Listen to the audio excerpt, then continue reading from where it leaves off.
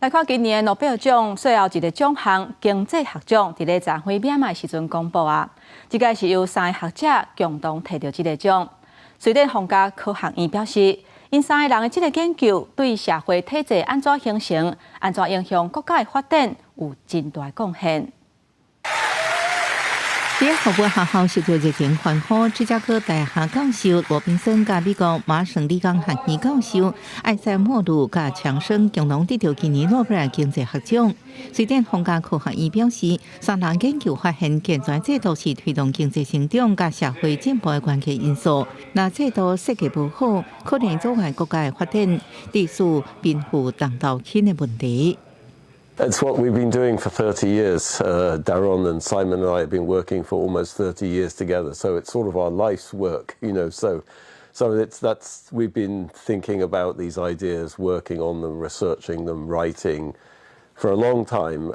土耳其的艾塞莫鲁指出，为不是民主政权进行民主化的国家，最后经济成长比不是民主政权近8-9年。也承认民主不是万灵丹，推行民主是真困难。Democracy directly itself contributes to economic growth, not easily, not right away. It takes a couple of years, and it's a difficult business to make democracy work. But generally, countries that democratize grow faster, and they grow the more right way, meaning they grow in a way that's more equal. 英国的强生是表示，家己用真正的时间才正做美国公民，不过美国原来体制咧把受压迫，特别是前总统川普，过在第1年结束了后，今年美国大选也是美国民主震荡的压迫测试。You know, we've had a bumpy ride on democracy, and what happens next in the November election is extremely consequential for whether we can sustain our better, stronger institutions and have more shared prosperity going forward.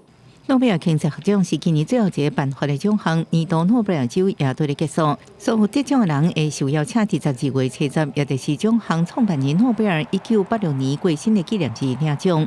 公司新闻陈伟俊报道。